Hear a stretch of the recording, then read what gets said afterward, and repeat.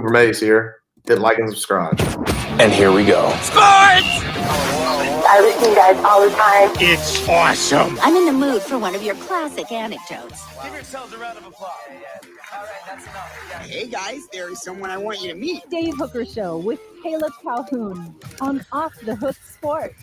Represented by T. Scott Jones, banksandjones.com, Tennessee's trial attorney from the Ted Russell Ford Lincoln Studio, East Tennessee's #1 volume and customer service dealer, Russell Ford, and TedRussellLincoln.net. Hey, look, we're all part of the same team here. Now to the Dave Hooker Show on Off the Hook Sports. We come in with Caleb hacking up along. Do you think you'll be able to make it through here, Caleb? Oh, yeah, I'll be able to make it through. I feel much better today, guys. All right, you look fantastic. Caleb, how are you, sir? I am good. I always look fantastic, though. That's like not anything new. No, we'll see about that. All right, so Tennessee, their defense wins the scrimmage. Is that a red flag? As this is typically the time where offenses tend to take over in spring camp or preseason camp. The last half is when offenses tend to shine. So I don't know what this says about Tennessee's offense that was out without Braylon Staley, as Tennessee continues to bring up its young receivers for the most part, and Mike Matthews and Chris Brazzell, who of course is a junior, but Staley not able to go. So that would be, I think, your top three, but maybe that opens the door up more for Boo Carter. We'll discuss. Payton Lewis may be the Vols' next star. That'll be Bank on It, brought to you by Commercial Bank. Hot or cold, Caleb wrote this. The SEC may be a basketball conference, brought to you by City Heating and Air Conditioning this day in Tennessee sports history. Also, we'll get to the stat of the day. John Gruden, I say, should be Tennessee's next GM. And no, I'm not just feeding into those groomers. I really believe that. Jaylen Carey, Tennessee's newest basketball player, got some haters on social media. So a lot to get to on the program today. Of course, last night, Houston seemed to have everything wrapped up in beating Florida, and Florida just kept pecking at it, stayed within shooting distance, which somewhat reminds me of a Jerry Green team. Kelvin Sampson, the head coach at Houston, very similar to Rick Barnes' team. Kelvin Sampson likes to play defense, and that makes it more difficult to pull away from teams. I felt like there were times that Houston probably could have extended their lead, but they didn't do so. And at the end, Florida had just enough to overcome a pretty significant lead down the stretch. Yeah, I mean, this is the flaw with defense wins championships, is that you can blow leads because you have, not because your defense is a problem, but because you have such severe offensive droughts. And, you know, that's a staple of a Rick Barnes team, is they are capable of just playing like the best team in the nation. And then for they could go 5 to 10 minutes without scoring a bucket sometimes. Agreed. Okay, so let's go to Josh Heupel's comments from yesterday, Monday, after Tennessee's scrimmage, their second of spring camp. They don't scrimmage nearly as much as they did back in the day. Here's Josh Heupel's thoughts on who won the scrimmage after his Monday practice. Josh? Defensively, started fast today. I thought they played extremely well early in the scrimmage. Offensively, some execution that we got to clean up. That's guys that are skill players out on the perimeter with some of our protection stuff too. All in all, there's some things that we got to do at a better level today. All right, so let's get to today's tough question. It is based off that. It's brought to you by Banks and Jones, Tennessee's trial attorney, banksandjones.com. Today's tough question. Boom. You heard that. Now take it. The Dave Hooker Show with Caleb Calhoun. Represented by T. Scott Jones, banksandjones.com, Tennessee's trial attorney. From the Ted Russell Ford Lincoln Studio, East Tennessee's #1 volume and customer service dealer, Ted Russell Ford and TedRussellLincoln.net. Now to the Dave Hooker Show on Off the Hook Sports. Okay, today's tough question is this. Are you concerned about the Vols' offense? Yes, should be further ahead. No, summer will get them going. What are your thoughts, Caleb Calhoun? Caleb Calhoun, are you there, sir? I apologize. Rookie mistake. I'm going to say summer will get them going. I think that they had to replace a lot more on offense than they did defense this past year. And I think it's taken the offense some time to really gel. They missed one of their key slot receivers in yesterday's scrimmage. That's going to be a factor in what they want the offense to do. And remember, they're still breaking in 4 new starters on the offensive line. I think the offensive line is a concern. Don't get me wrong. And I've talked about that. But I think that given the fact that they replaced 4 starters up front, that they replaced all 3 receivers, I felt that it would take fall camp for them to gel anyway. So even though it's a little bit later in the spring, I wouldn't be too concerned about their offense right now. I am concerned. And I think that Tennessee's football program should be at a spot in which you're definitely plugging in Larry Johnson. You're definitely plugging in William Satterwhite. And right now, we don't know that they're ready to go. They've been in the program long enough where they should be ready to go, and they should step right in. Now, the Braylon Staley thing, I'm sure, throws things off a little bit. I think it speaks to the fact that Tennessee is not, and we can debate this again at another date, is not going to rely as heavily on Boo Carter as some people would like. Go ahead and click that thumbs up button and like it if you don't care. Also, the poll question is this. Are you concerned about the Vols offense? Yes, should be further ahead. No, summer will get them right. So I'm firmly in the yes, should be further ahead. You have a returning starter at quarterback. You have an offensive-minded coach. To me, the fact that the defense is winning scrimmages this late in spring camp is very, very troubling. Listen, I'm fine if you start spring or fall camp and the defense is ahead because that happens a lot. But you should catch up as an offense unless you're just really inept. And you have to factor this in too. Tennessee's best cover man, Jermod McCoy, has not been out there. Have they not been able to take advantage of that? I mean, I know that's not something that you brag about. Hey, we've got an injury on defense, so look at this. We can score a lot of points. You don't brag about it, but still, it should result in a couple of big plays that get you moving. So I think it's troubling. I do. And you began this camp with Nico needs to be a better leader, right? A more vocal leader. And we'll talk to Cooper Mays about that later in the program. He at least has to have that ability. And then you're ending camp as the spring game is right around the corner with the offense isn't showing up. I think that's troubling. Right now, 50-50 on the poll question. Please vote. Are you concerned about the Vols offense? Yes, should be further ahead. No, summer will get them right. 50-50 right now, Caleb.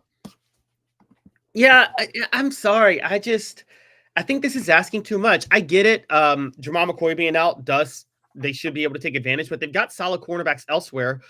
And the defense as a whole, the unit is a lot more familiar playing in this system. A lot of them were most of the defense were first teamers last year, particularly up front. There's not a lot of learning on the defensive line with what Rodney Gardner does, but there's a lot of learning on the offensive line. So let's just be honest, Dave. I think you and I both had to expect, it was way more than reasonable to expect the defensive line to win the battles up front. True. Right?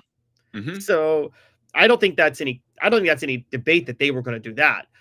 The linebackers are also very experienced now. They returned both starters from last year because Jeremiah Thielander did start the second half of the season. Arian Carter is probably coming into his own, is starting to look like a superstar.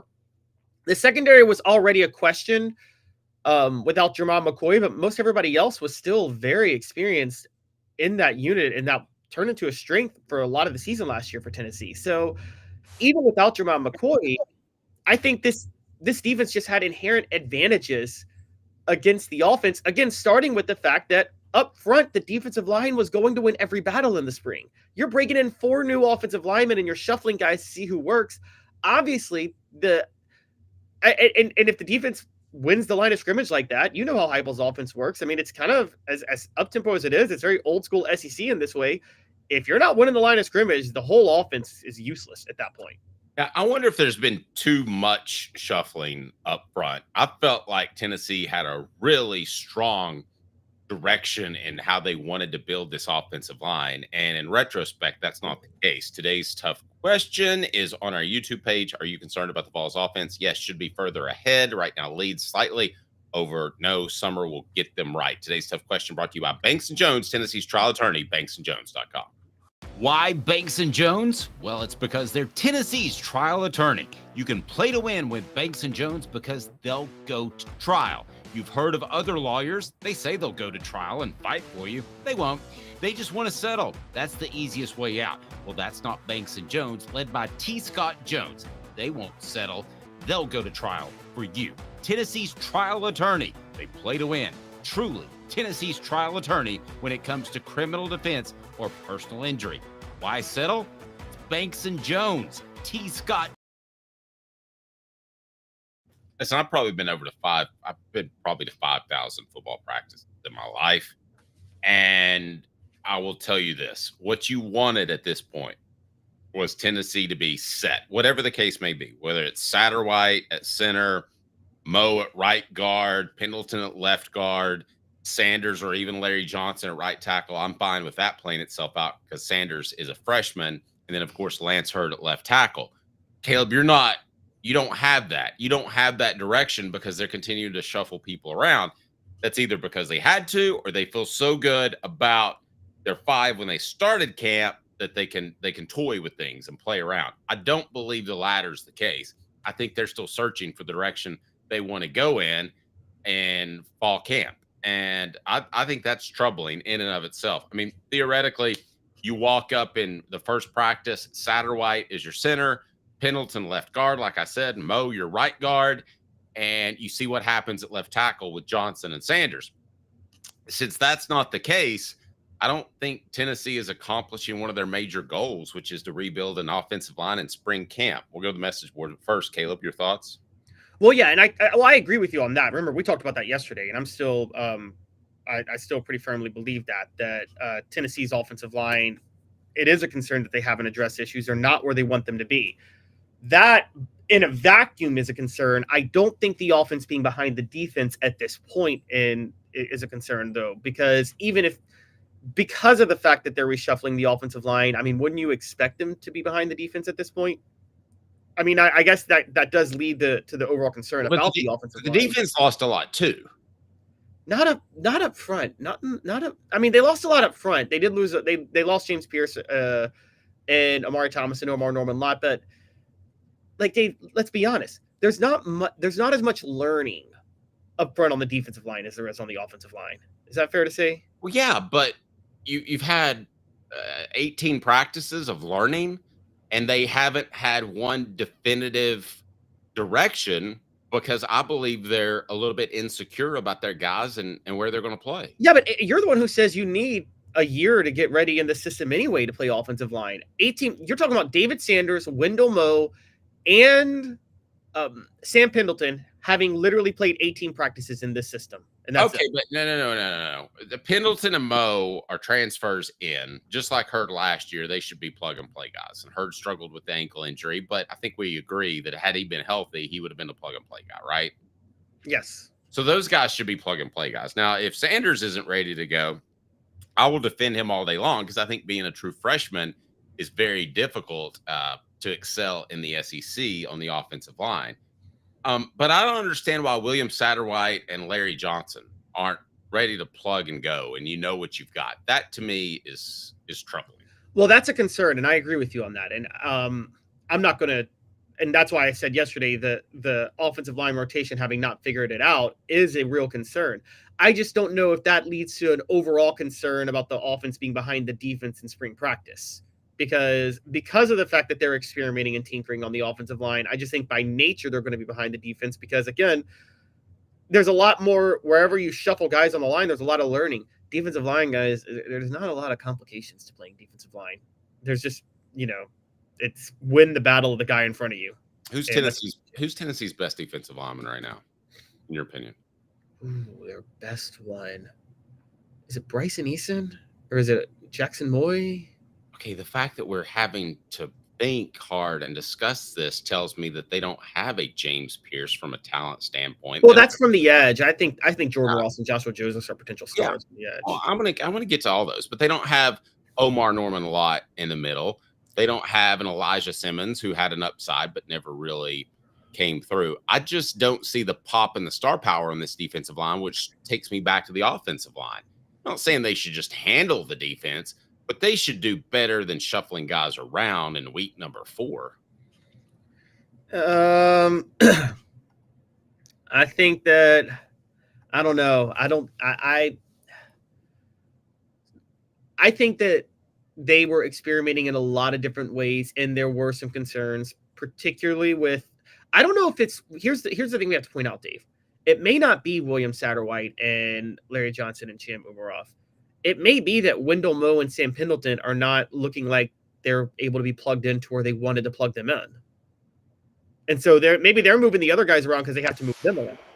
Yeah, I'm pretty much of the contention now that I think the bus is leaving Umarov at the bus stop based on people I'm talking to.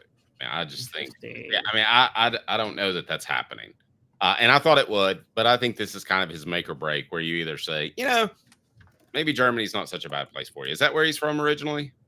He's from Germany? I didn't even know that. I can't remember exactly where he's from. Coming up a little bit later in the program. Actually, update us on the poll question if you don't mind. We will talk some John Gruden. Derek says, I hope Gruden comes in so we can crowd surf Chucky dolls through the stadium. Why Tennessee should add them to their coaching staff. Click that thumbs up. I believe in this very strongly. Wrote about it over the weekend. But Caleb, an update on our poll question, please. Are you okay with defense and are you okay winning with defense and ugly? Yes, sort of. 56%. Yes, absolutely. 44%. All right, we change gears. Bank on It, brought to you by Commercial Bank, member FDIC, life made better. Payton Lewis, bank on it, is going to be Tennessee's next offensive star. And it might not be Jalen Hyatt where he's streaking down the field and racking up yards faster than I rack up parking tickets. It's going to be more of an abrasive, physical running style like Jamal Lewis. But I do believe at the end of the season, you will look back on this year and you will say that Tennessee hung their hat on what Payton Lewis was able to do out of the backfield. Do we have a clip about Payton Lewis? Is that what we're playing now, Caleb? Yes, let's get that up real quick. This is from Josh Heupel on Payton Lewis, talking about him at, again, the press conference yesterday. I know Payton Lewis isn't the only one with an increased opportunity for playing time this year, but what kind of camp and what kind of scrimmage did he have today? Yeah, Peyton's had a great spring. He's got a lot more comfort and understanding in the scope of what we're doing. It should be that way in year 2. He grew throughout the course of last year too. But he's done a really, really good job. That's with the ball in his hands, but it's also playing without the ball. All those running backs have done a good job of growing throughout, the first, I don't know, we're past the halfway point at this way, but have really grown fundamentally in playing without the football, and they've all, continued to take strides in the understanding of what we're doing in particular. All right, so is Payton Lewis Tennessee's most important offensive player heading into the season? No, he is not. Okay. Other than Nico, I got a couple names for you. One, we just talked about him, William Satterwhite, because I think they're trying to make him work at center, and center is crucial for this offense to work. Okay. The other is Mike Matthews, because Okay. Mike Matthews is the type of receiver to dictate coverage and make this offense go in a way that Brew McCoy couldn't last year. I think Payton Lewis has potential to be a special back as a luxury weapon type. But at the end of the day, if the offense is doing what it's supposed to do, you can really plug running backs into the system and make it work. Okay, well, that would appear to be the case with Deshaun Bishop, right? I mean, no slight against Bishop, but the Carnes product is not the most talented tailback Tennessee has ever had in their backfield, and he's, as a matter of fact, far from it. Our poll question: are you okay with winning with defense and ugly? Yes, absolutely, gets 53%. Yes, sort of, gets 46%. In other words, you want it to be like 2022, and I don't blame you. I think Payton Lewis, in a weird sort of way, can make the Vols like 2022 as teams will start to respect Tennessee's running game even more. So other than Nico, Who is UT's most important offensive player? I'm going to tell you why it's Payton Lewis, and I think Caleb's going to disagree, but that's kind of what we do, as it's Bank on It, brought to you by Commercial Bank, member FDIC, Life Made Better. Commercial Bank is your neighborhood bank. What makes us different from other banks? We understand that every customer has unique opportunities, challenges, and financial concerns. We don't expect you to fit into the same box as the next person or business. Whether it's purchasing a home, saving for your child's future, or planning for your next vacation, we're with you every step of the way to navigate life's big decisions. Okay, here's my thoughts on Payton Lewis. Tennessee's best tailback under Josh Heupel has been who? Caleb? Oh, Dylan Sampson. Okay, I would agree with that. Jabari Small and Jaylen Wright were good, but not as good as Sampson. I think Payton Lewis can be a combination of Jaylen Wright and Sampson. I think he's got that type of ability. Given that as the foundation and context, would you agree that if he were a combination of those two guys, would be the bell cow and would be the most important player? Oh, yeah. And, if I had a running back that was a combination of Jamal Lewis and right, that's a huge Adrian Peterson. It's like so I'm just trying to determine where we stand on what we think Payton Lewis will do this year. Michael Vick speed and Peyton Manning's everything else. Give me Peyton Manning with Michael Vick speed, and Tom Brady's ability to comprehend defenses. But LeBron with Steph Curry's jump shot. Yes. But Peyton, ultimately, I do think he'll be a bit of a combination between those guys. I think he's going to be very good. And maybe that's where we differ a little bit on him, because I think he's the bell cow. I think he's going to be that good. Now, our poll question, other than Nico, who is UT's most important offensive player? Payton Lewis, Mike Matthews, sorry for the typo, William Satterwhite, Miles Kitselman. It's funny that Miles Kitselman has yet to get a vote. Guys, he should. Well, he's banged up. That's why. Well, I know, but I'm talking about for this upcoming season. Yeah, but I think there's a worry that he won't be fully. I think people with Miles Kitselman being out see an opportunity for Ethan Davis to finally step up and be a star. Oof. That's asking a lot for those former basketball players. Always scare me in football because they can be a little soft. I mean, that's true. That is true, but I mean, I could make a strong argument that Miles Kitselman is the most important player on Tennessee's offense. Now, you mentioned William Satterwhite. Why did you go to the Satterwhite direction? Because I think Tennessee has fully banked on William Satterwhite being their center to replace Cooper Mays, who is obviously very, very difficult to replace. And I think William Satterwhite, the center, is such a crucial position in this offense. There are so many reads that they have to make.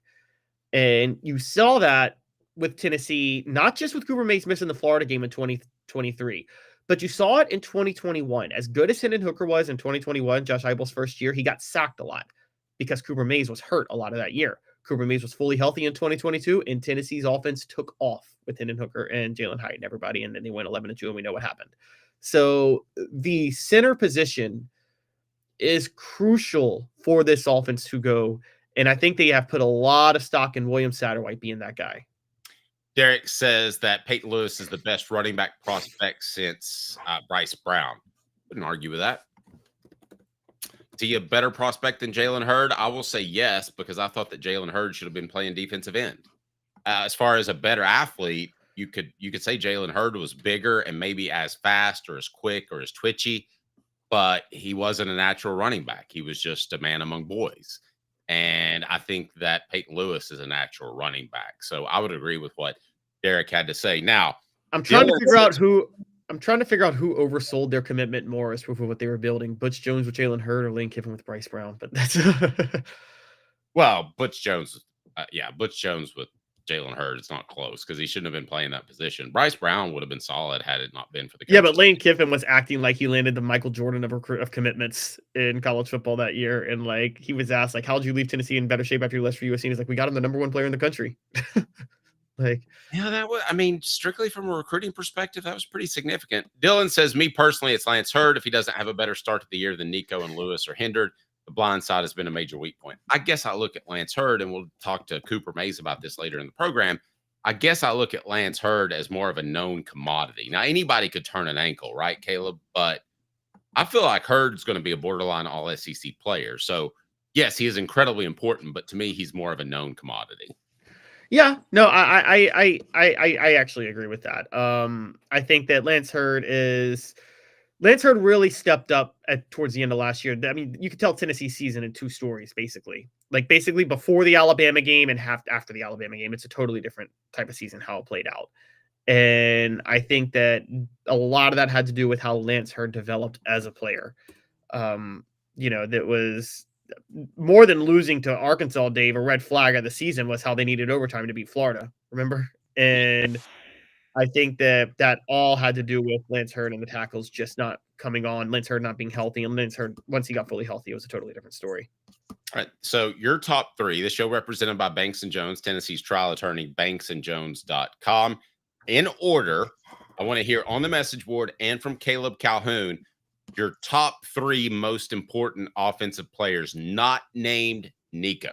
So don't include Nico, but rank them in order. And I want to get your thoughts on that. I want to get Caleb Calhoun's thoughts as the show represented by Banks and Jones, Tennessee's trial attorney, banksandjones.com. We broadcast from the Ted Russell Ford Lincoln Studios, the super dealer on Parkside Drive and Kingston Pike. Man, the selection is unparalleled. The fact that you will get in and out of there, the buying process is so easy, and they're just great peeps, and you'll be so proud of your vehicle when you drive off that lot. The Ted Russell Ford Lincoln Studio. Like a blast from the past, the super dealer is back. Look to the skies, Knoxville.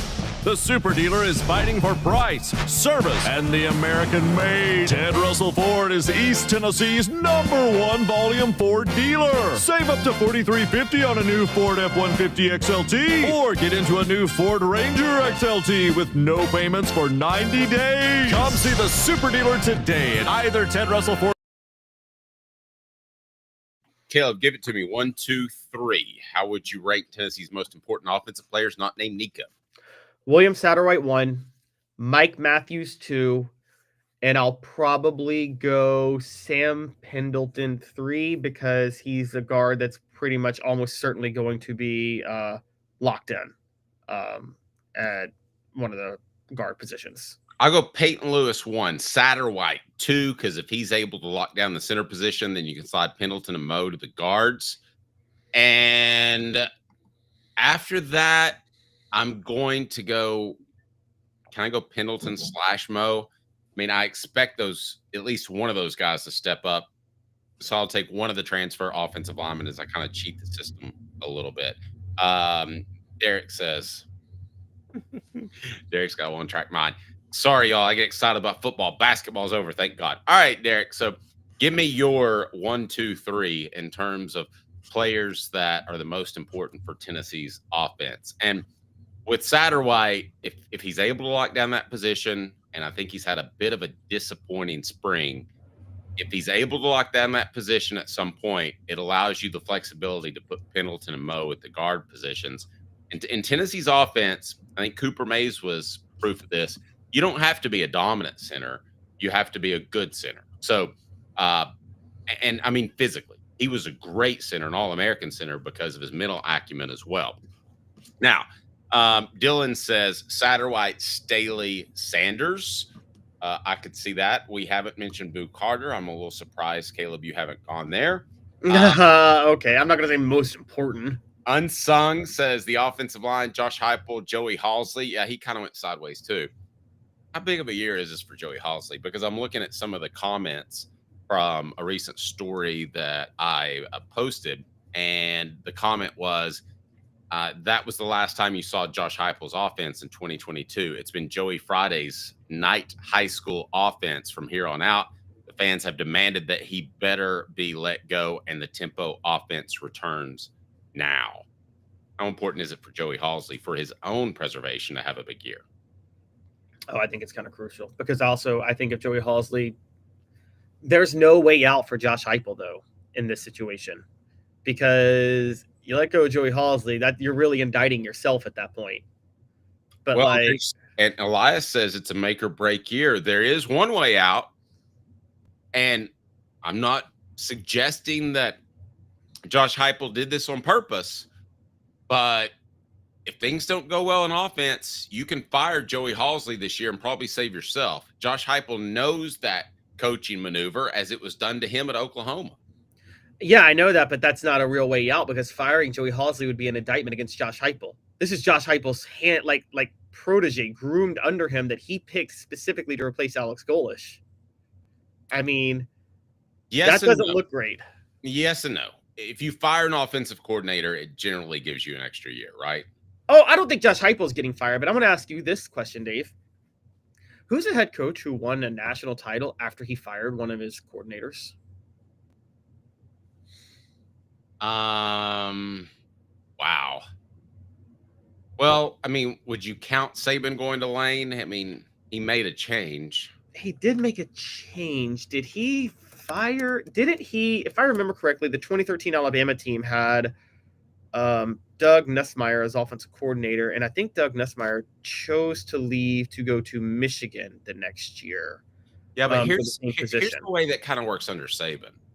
Every coach hates their life after the season, so they're all ready to leave, and then he tells you if you should stay. So he might have not fired whoever was there before Lane Kiffin, but he didn't encourage him to stay. Does that make sense? Yeah, I could see that. And Nussmeier, and this was right after the Auburn. Basically, for those who don't remember, Alabama had lost to Auburn in the kick six, Gus Malzahn's first year at Auburn as the head coach, and it seemed like Auburn, the new wave of offense and tempo, was going to take over, and Saban wanted to run more tempo and get more creativity on offense, and he brought in Lane Kiffin to do it after that. So, well, and bringing in Lane Kiffin, whoever was the offensive coordinator, was it Nussmeier? Are we sure on that?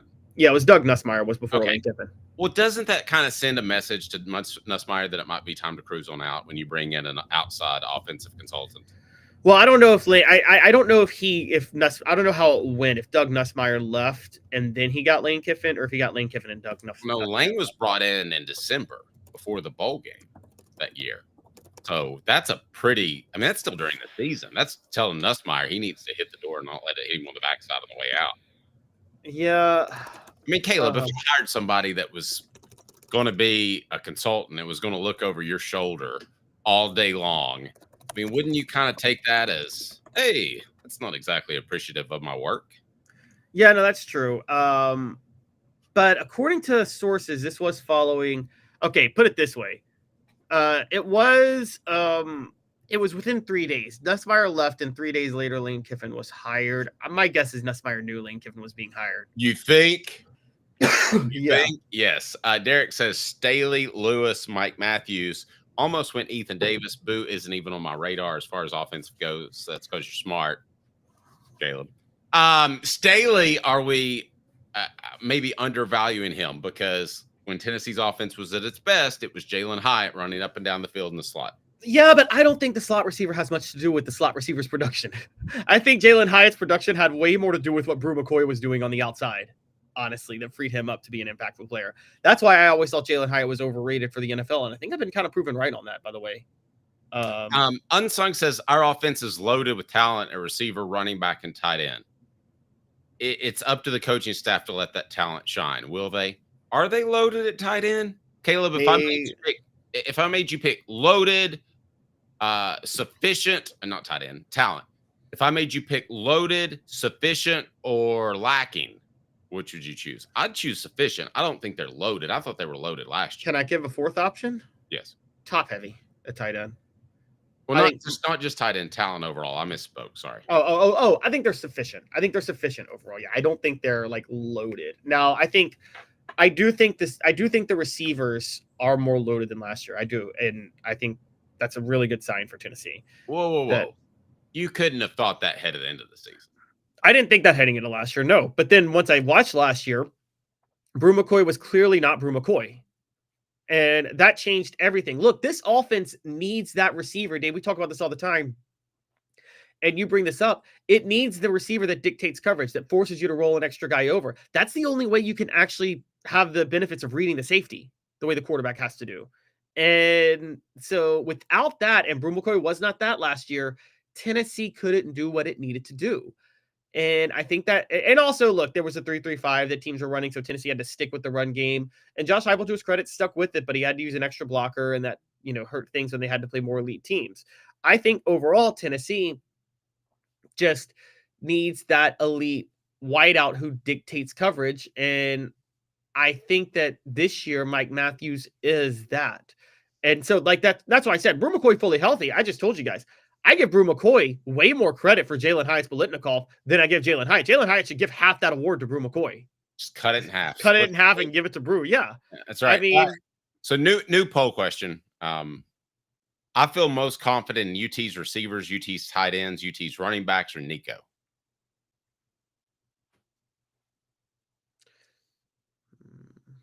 I'm going to say tight ends because I'm going to say receivers. Okay. Is it scary if Nico's not number one in this? Nah, I don't think so.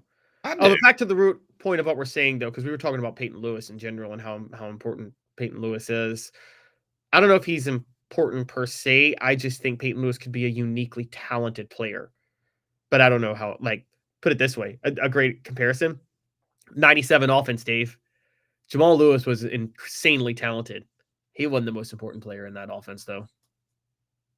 Well, Payton would have been. Yeah, and I think Trey Teague would have been second. Okay. And we found out in '98 Jamal wasn't even the most important player on the national championship team because he went down, and as special of a talent as he was, he goes down and they still win a national title. Yep. Dylan says I'm confident in Nico more than anything. He's proven he can take over a game, and we've just got to get him help. I don't know that I'm that confident in Nico.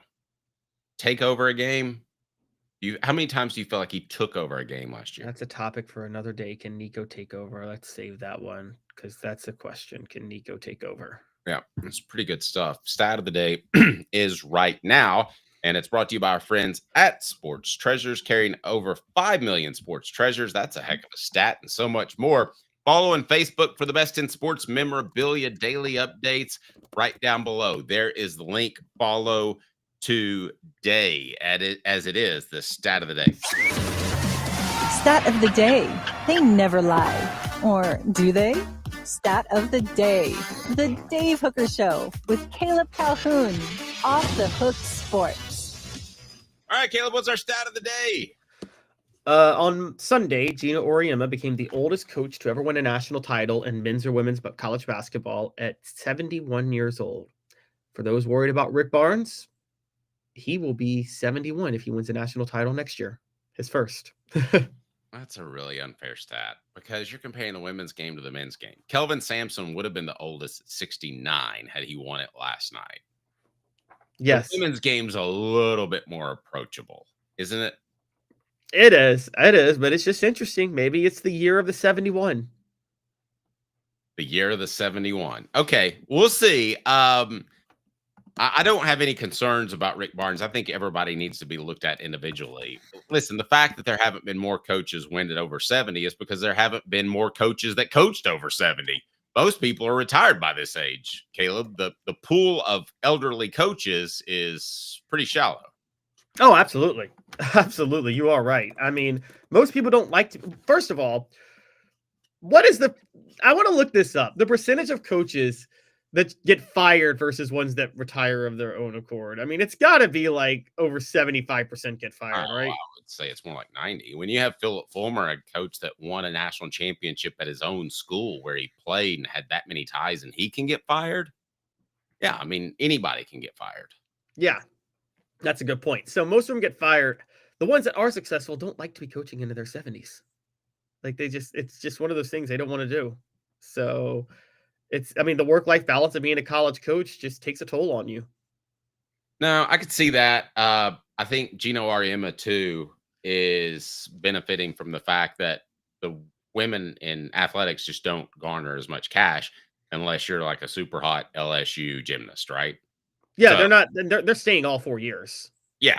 So he doesn't have to deal with that as often, which I'm sure he's happy that that's the case.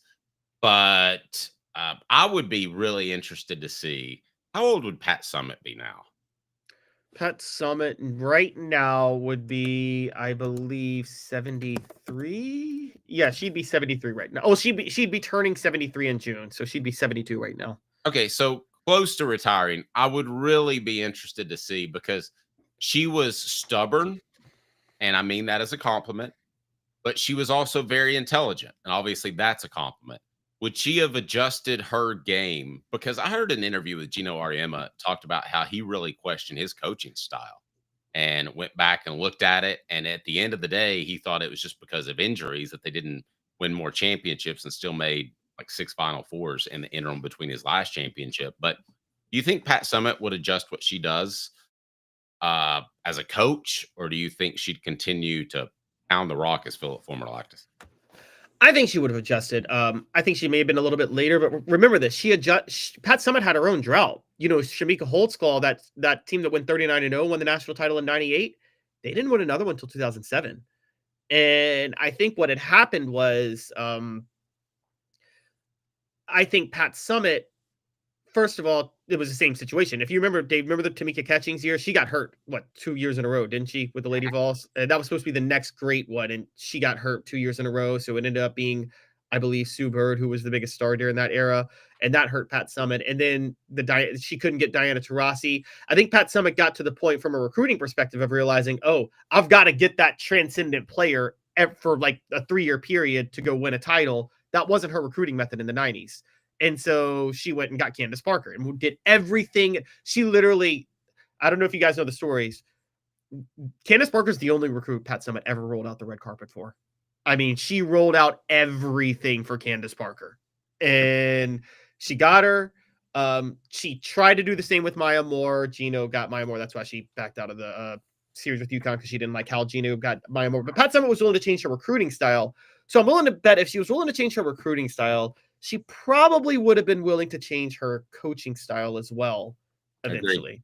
Agreed. Portions of the program brought to you by Hound Dogs of Knoxville. Champions look good in orange. HDKnoxville.com.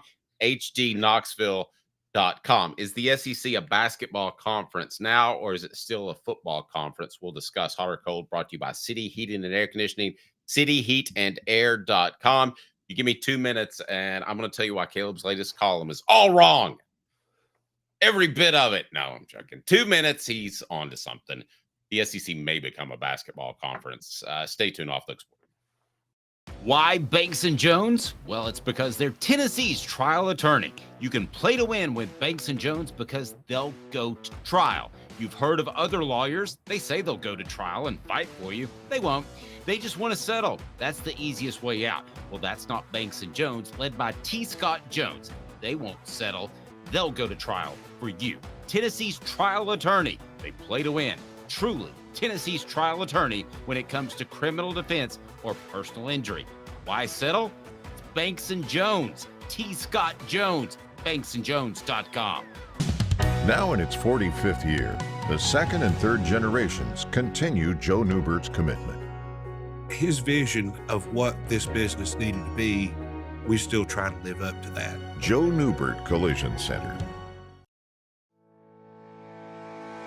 Community banking is about location and much more. It's about family. We reside in your community. We are a part of your community. At Commercial Bank, our commitment extends beyond the walls of our branches. It's displayed each day in the opportunities we provide, the money we give back, and the time we commit, all to help improve the lives of the people, families, and businesses that make our communities great. Commercial Bank, life made better. Hi, Mike Davis here with City Heating and Air, reminding you to always dare to compare. Our team provides quality local heating and air service, installation, and maintenance across East Tennessee. We use only the best equipment like American Standard Heating and Air Conditioning for your residential, new construction, or commercial needs. Honesty, dependability, and customer satisfaction have been the cornerstones of our business since 1961. City Heat and Air. Dare to compare. Are you ready to get strong? At NFC, we offer top-notch weight training and functional fitness, so you can build strength and improve your performance. Join today at NFC1.com or stop by any one of our 7. Your power, the Dave Hooker Show with Caleb Calhoun, represented by T. Scott Jones, BanksandJones.com, Tennessee's trial attorney. From the Ted Russell Ford Lincoln Studio, East Tennessee's #1 volume and customer service dealer, Ted Russell Ford and TedRussellLincoln.net. Now to the Dave Hooker Show on Off the Hook Sports. Tennessee gets the same officiating as was prevalent in the national championship game on Monday night, which was very physical, and the refs let a lot of stuff go. And then I felt like somebody made a phone call and said, man, it's a little too physical. But if Tennessee gets the same officiating, they beat Florida, they beat Houston, both or neither. Caleb. I think neither. I think the problem was length the whole time. Florida has some incredible length and athleticism. Your chances of beating them are if they just do what they did at Thompson Bowling Arena earlier this year, where they just shoot a insanely bad percentage from three. Well, and along those lines, let's be real honest with you. This Tennessee basketball team is built to play like Houston, is not as physically gifted. I thought that was evident in the Elite Eight game. As far as Florida, you're right. This is the team that Bill Jackson described back in the early 90s. He said that it will be a group of guys like Scottie Pippen that are all 6'7", 6'8". He said there will be 5 guys that do that, and it'll be positionless basketball. Well, with Florida, it's doubly true because they go 10 deep. So, Caleb, I mean, that may be one of the best basketball teams I've seen assembled in the college game since like UNLV. Yeah, length, athleticism, handles, and the ability to shoot when you get open looks. How are you going to beat that team? You know, it's almost impossible. So I think that Florida team I think you and I both had them winning it all from the start, didn't we? I did. I actually had them playing Houston. I forgot to hit submit on my bracket, or I probably would have won, which that's about par for the course based off what I'm able to do. All right, let's get to Hot or Cold, brought to you by City Heating and Air Conditioning. The premise is tennis is the SEC, a basketball conference now. Hot or Cold, brought to you by City Heating and Air Conditioning. Integrity matters. CityHeatandAir.com. Are you making the argument for or against, Caleb? I'm going to make the argument for, in that it's going to be even more pronounced in the next few years. Okay, so let's get to Hot or Cold. You can set this up however you would like, but you've got some parameters, whatever you want to call it, that the SEC is a basketball conference. So how are we breaking this up? If we agree it's hot, if we disagree it's cold? Yes. Well, if this is yes, basically I'm going to give out pieces of evidence, and you're going to say if that's a strong piece of evidence, it's hot. If it's a weak piece of evidence, it's cold. That's hot. All right, go. And I'm going to add a few more, by the way, in this too. Great. First off, Florida winning the basketball national title. That's hot. You can't be a basketball conference unless you win a national title. Like, you can't have a couple teams in the Final Four each and every year and not win a national title. So you have to win a national title to be considered a basketball conference. That's like a prerequisite. Yes, exactly. Remedial reading. You have to be able to do that or get a good score in the ACT. By the way, I got a new ID the other day, and it said not real ID, ACT only. I'm 51 years old. What the hell am I taking the ACT for? Oh my God, that is so funny. So I don't know if it's a real ID or not. Go ahead, Caleb. All right, so next, the SEC hasn't had a national title in football in 3 years. That's hot. It is, guys. The Big Ten's looking like the preeminent football conference right now, and it pains me to say that, and I never thought I would say that, but that is a strong factor in Caleb's argument. The SEC is a basketball conference. All right, next, while the SEC dominated the NCAA tournament with a record 16 teams, and also had half the Final Four and half the Elite Eight, the Big Ten had more teams in the college football playoff than the SEC. So it looks like the Big Ten was deeper in football and the SEC was deeper in basketball. Okay, so no, the 14's a big deal. Now, I thought that was too many, but I think that tells you that Greg Sankey and the SEC, that they were pushing to get as many teams in as possible, which in turn, even though it may be orchestrated, makes them a basketball conference. So I'll give you this. That's hot. In our poll question, the SEC is still a football conference, now a basketball conference. And I'm going to go with the latter. Caleb, hot or cold, brought to you by City Heating and Air Conditioning, cityheatandair.com. Caleb will continue to make his point 30 seconds after we hear from City Heating and Air, cityheatandair.com. Hi, Mike Davis here with City Heating and Air, reminding you to always dare to compare.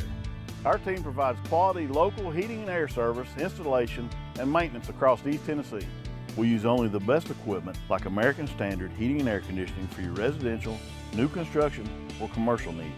Honesty, dependability, and customer satisfaction have been the cornerstones of our business since 1961. City Heat and Air. All right, Caleb, what's next? All right, I actually have a few things on this. I'm going to add a few. So here's one interesting one. I think the future is going to this gap is going to become more pronounced. Tell me if you disagree, or is that hot or cold, Dave? Do you disagree or agree? Give it to me again. I think the future, this gap is going to become wider. It's going to become even more of a basketball conference and less of a football conference. Well, if the SEC has its way, it appears that's the direction they're going, and the Big Ten is going with NIL money to retain players instead of going elsewhere in the transfer portal in the NIL. So if the direction continues, yes, it's going to be even more of a basketball conference. We got a couple of people asking us about Zakai Ziegler. I've been digging on that for the 5th year. I don't think that's in the cards, but I'm not willing to rule it out altogether. But wanted to address it since it's become a topic of conversation. Daniel says that the SEC went back and forth in football many times and are currently the everything but lacrosse conference. Big Ten hadn't been back-to-back since 1950s. We everything conference. So, Caleb, what's next? Big Ten hasn't had, and SEC haven't had a gap in TV revenue that they're about to have. And so here's where this is going to become more pronounced.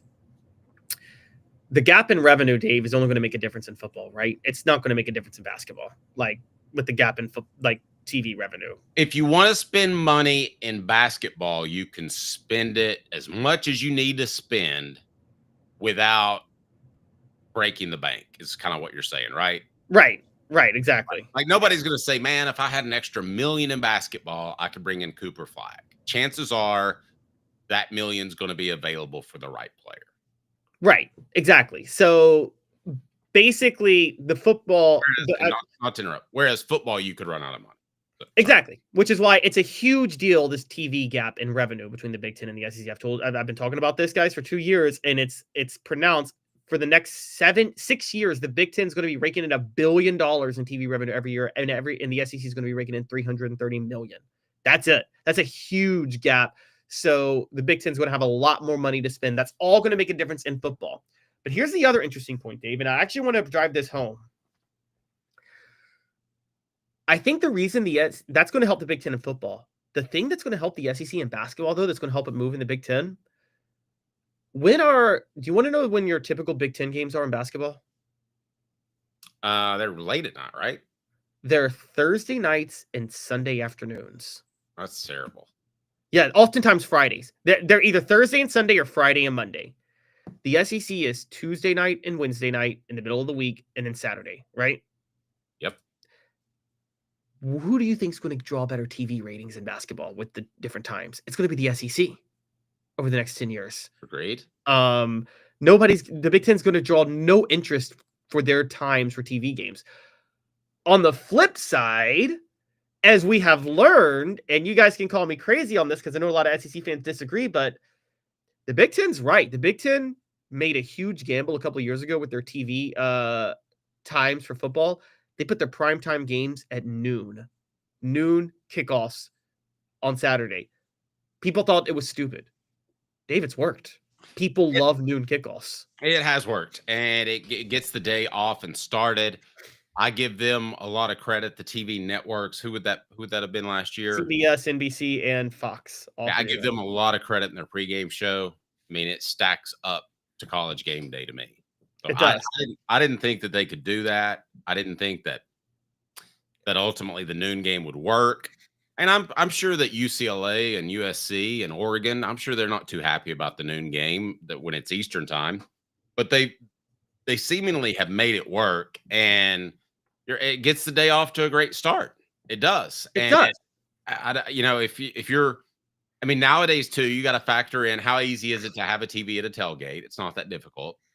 So those are more eyeballs on your product, and yeah, it just is seamless. It feels like they copied the NFL.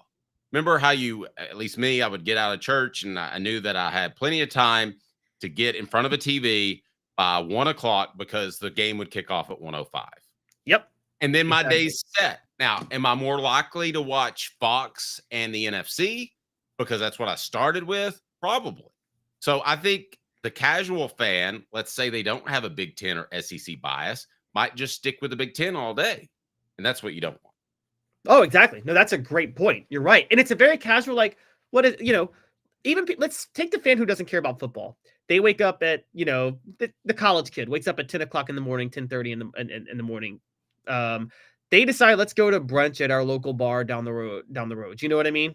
They go to brunch at what's on TV everywhere at noon. That their Big Ten schools kick off. Yep. You know what I mean? And the SEC is meanwhile doing South Carolina at Vanderbilt. Yes, they're doing that for noon so they can get all their big games at night. Well, spoiler alert, guys, in a lot of places outside of the SEC, people who you could reach in college or elsewhere, they're going out and getting hammered at 8 o'clock at night. I mean, they just are. So, like, you're not reaching much of a new audience with your night games. You're reaching a new audience with your noon games, honestly. Agreed. So that's hot. All right, what's next? And then finally, and I want to throw out this point, the SEC is the SEC a basketball conference, or is the SEC just an everything conference? Because they do seem to dominate in women's basketball, baseball, softball, you name it. That's hot. I'm going to go in everything conference, but I will say, as much as it pains me to say this, that the SEC has slipped in terms of a football conference. According to our poll question, the SEC is still a football conference, now a basketball conference. Football conference, 92% of the vote. So I'm not surprised, but I don't necessarily agree with it. Click that thumbs up button so we can be a part of your day as we're live weekdays at 10 a.m. Wherever you pod or stream, we're there as well. So, Caleb, the numbers you shared with the television contracts, we've gone back and forth a little bit on.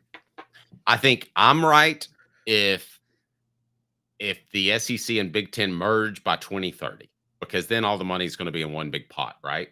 Right. I think you're right if they go beyond 2030 and they haven't merged. And at that point, you've had 5 years into this contract. The Big Ten could separate itself. At least the top teams could separate themselves from the SEC. There's no Nick Saban nowadays.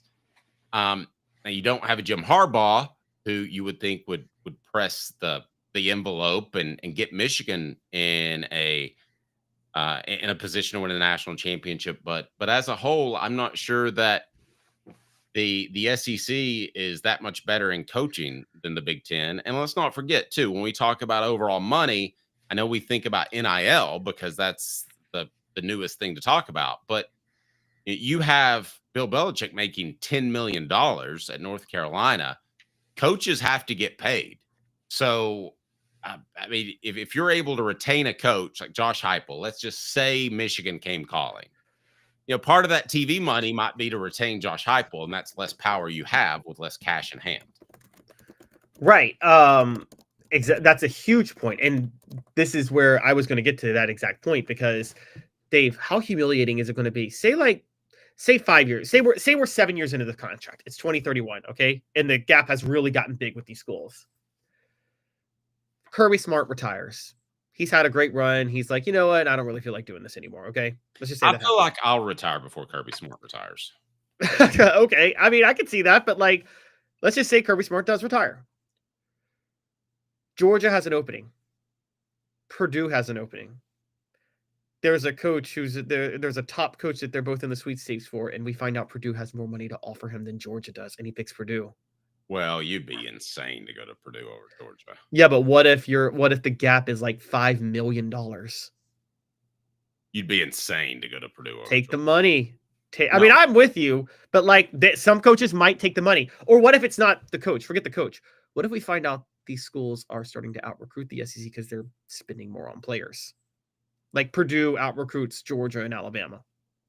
Okay, you're asking me if a mid-level Big Ten team could compete with a top SEC team in terms of luring a coach and in terms of luring players because they just have more money. My answer to that is going to be no chance. I'll give you Michigan, Penn State, Ohio State, because they're of the same ilk as the top SEC schools. And if they have more money, sure. If little Johnny Hooker decides that he's going to go to a Penn State because they're paying him $5 million more a year, then little Johnny Hooker, take off. But if little Johnny Hooker is going to go to Purdue or Northwestern to make $5 million more, I'm going to have to sit down and talk to little Johnny Hooker. Okay, what if you're on the fringe, though? Forget, because Purdue and Northwestern are bottom feeders. You're right.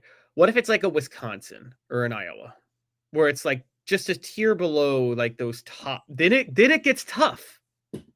It gets tough. And then who was the one kid that most recently spurned an offer from Tennessee? And did he go to Maryland? I'm trying to remember. Minnesota. That was bizarre. That sounded like a money grab to me. It did. Well, that was PJ Fleck trying to pull a Butch Jones. He opened a checkbook to get a kid out of Tennessee so he could go sell to everybody, I got a kid out of Tennessee. Something Butch Jones would do. It felt like a money grab.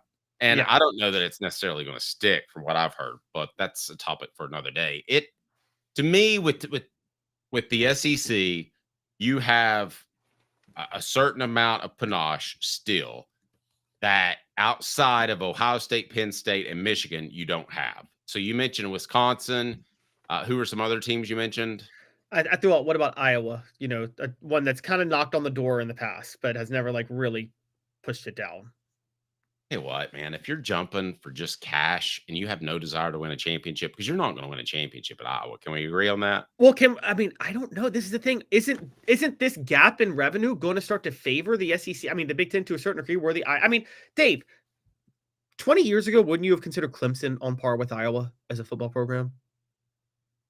You mean a lower par than they are now? Is that what you're asking me? Yeah, Clemson 20 years ago was on this. If I asked you Clemson, Iowa, and it was 2004, and I said, who's a better program? You'd be like, they're about the same.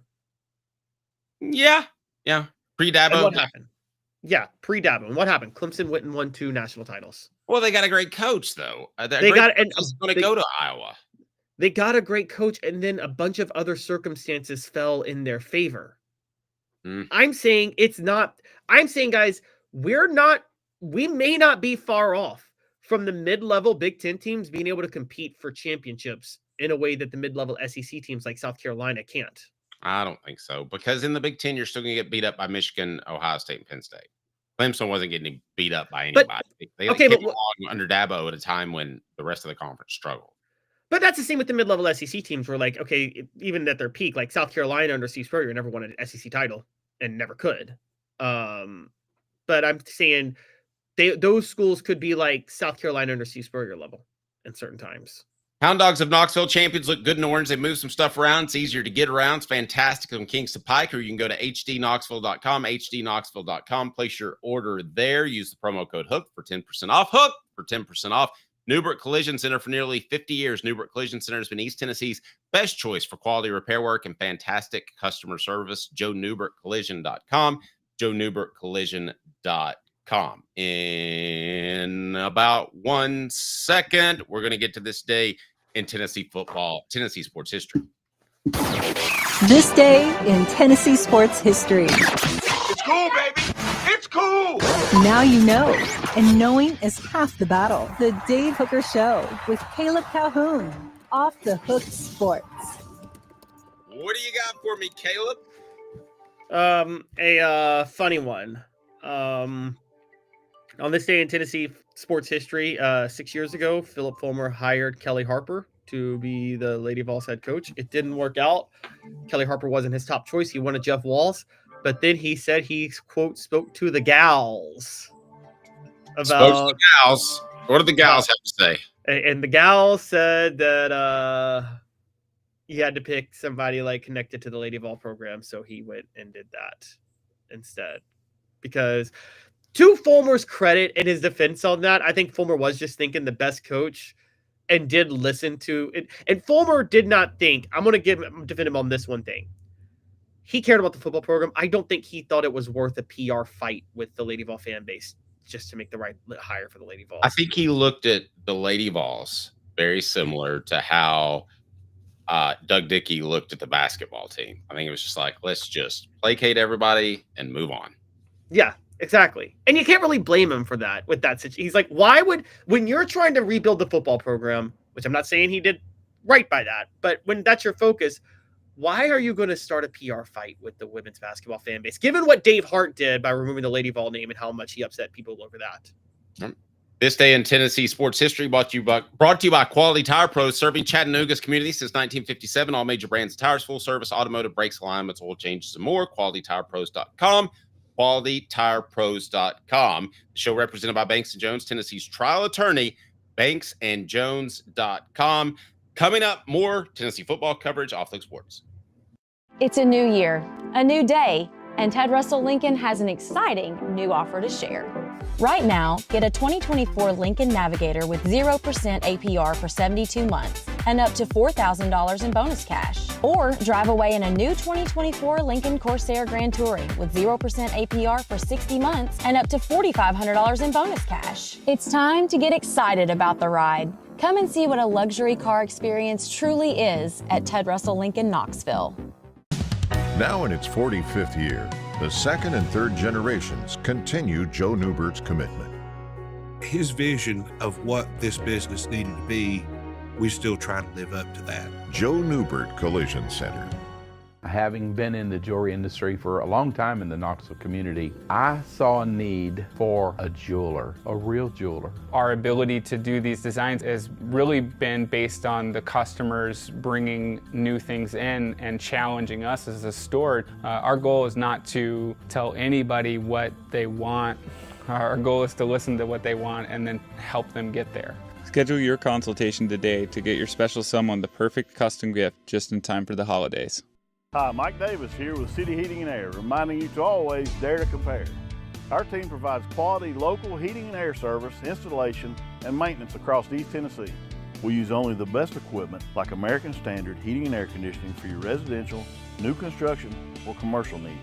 Honesty, dependability, and customer satisfaction have been the cornerstones of our business since 1961. City Heat and Air. Dare to compare. Double D Piping provides full-service fire protection on any scale. From residential homes to government facilities, we can assist any customer through design, fabrication, installation, inspection, and demonstration of fire suppression systems. With 30 years of service across 5 states and a full staff with over 40 years experience, our quality can't be beaten. Don't get caught watching what you could have prevented. Call Double D Piping. Welcome back. The show represented by Banks & Jones, Tennessee's trial attorney, BanksandJones.com, as we broadcast live from the Ted Russell Ford Lincoln Studios. Also want to send a shout out to our friends at City Heating and Air Conditioning, cityheatandair.com. They bring you hot or cold daily on the program. And also, we're a big part of bringing you Cooper Mays, 50 years of integrity in East Tennessee, City Heating and Air Conditioning. They will absolutely take care of you. So Cooper joins us. He was part of the Vol Report brought to you by City Heating and Air Conditioning. And Coop, how are you, sir? I'm doing really good. I cannot complain at all. How are you? I like you rocking the stash there. Is there perhaps some sort of, I don't know, is it possible you could be a firefighter or a police officer one day? Maybe so. I'm either that or I guess barbecue restaurants, something like that. What in the world happened with that deal? Because I see on Facebook that you're going to start a smokehouse and give up football. I'm like, that doesn't sound like the Coop I know.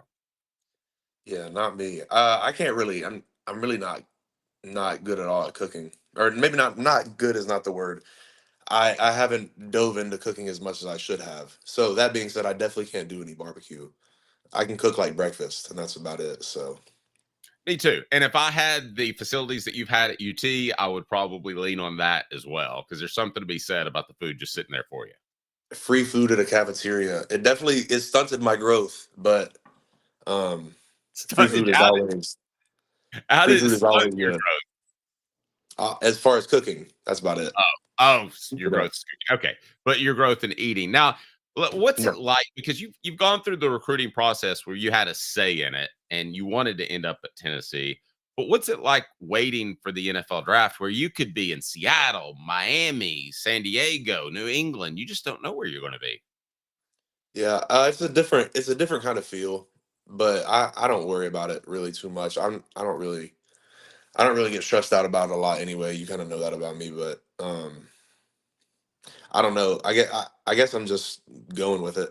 You can't worry about it because I mean that's kind of pointless. So um, I'm good with whatever. Coop, you had a really good chip on your shoulder as a prospect and then as a player as you developed. And I think it motivated you. Do you feel like you fulfilled your potential as a college football player? You turned yourself into an all SEC center. That's it. That I haven't really thought of it like that, but I guess so. I mean, I didn't really when I came to Tennessee, I wanted to be all SEC, but I never thought I would be all American. I didn't really that wasn't kind of not that I didn't feel like I couldn't, but it was more just like I didn't even think about it at all. So becoming an all American was pretty cool. I feel like that's about as good as you can get. Absolutely. And what is that? What was that like when you heard that announcement? I don't know. It was just awesome. You know, I like I said, I didn't even really think about it, and you know, I still didn't even really think about it until my senior year. But just really big blessing. I didn't expect it at all. So I'm gonna kind of dance around a question that I've asked guys waiting for the draft. I'm not gonna ask you to tell me which team you'd like to go to because that could exclude other teams. But I will ask you this: are there a couple of teams, you don't have to tell me who they are, that you're like, man, I'd like to end up there? Uh, no, I haven't really thought of it honestly. I mean, like obviously, I'd want a team that fits my scheme and you know taxes are low. But like I don't, I've never really been like a like I didn't really when I grew up, I would watch football obviously a lot, but I didn't really have a fandom for an NFL team like I did UT. So I don't know, it's a different kind of vibe there. But yeah. You talk about your scheme. What type of offense? If I'm looking at TV on a Sunday or I'm looking at old tape from last year, what kind of scheme fits what you do? Wide zone schemes, more on that type of path. Okay, Just I being do. a smaller guy that wants to kind of be able to use his athleticism more. Okay, how many of the 32 franchises in the NFL do you think run that type of offense? A good amount, you Okay, know, good majority. would you like to play with Cade Mays, your brother, in a perfect world? Yeah, I would definitely like that. I think it would help me, and you know, I think I could help complement Cade in some ways as far as like personality. We're you know, we're pretty different in outlooks on stuff. So we can kind of be a good little team together. So yeah, I'd love to. I mean, it obviously means that you'd have to fight for a spot with him, but in a certain way, I guess. But yeah. Well, I would think that Cade theoretically could slide to guard, right? And you could play center. I mean, you get that far down the line, or do you even think about that?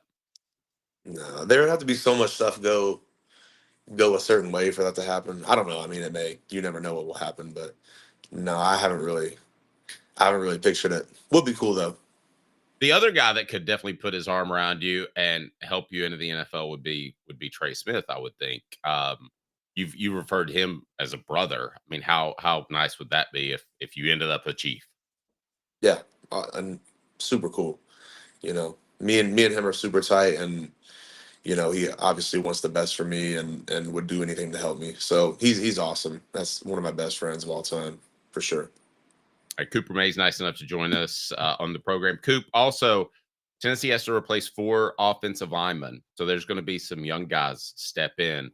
What would you tell a young guy who may be unsure of himself because he hasn't played real snaps in the SEC? I would say that's probably right where you should be at, you know. Um, just it stinks. It's not fun in the moment, but um, everybody's going to be unsure about it until they do it, So the best way you can conquer that and get good at stuff is if you go in there and fail and, and maybe if you don't even fail, maybe if you're so good that you just step in and do great automatically. I mean, that's very rare, obviously, but it's best to get your face in the fire a little bit and get burnt and then, kind of figure out how to protect yourself. So, I don't know. I would say you're right on cue with where you should be. You should feel kind of, unsure about stuff and you should be, anxious about it and just, do the best you can every day and you'll put yourself in a good spot.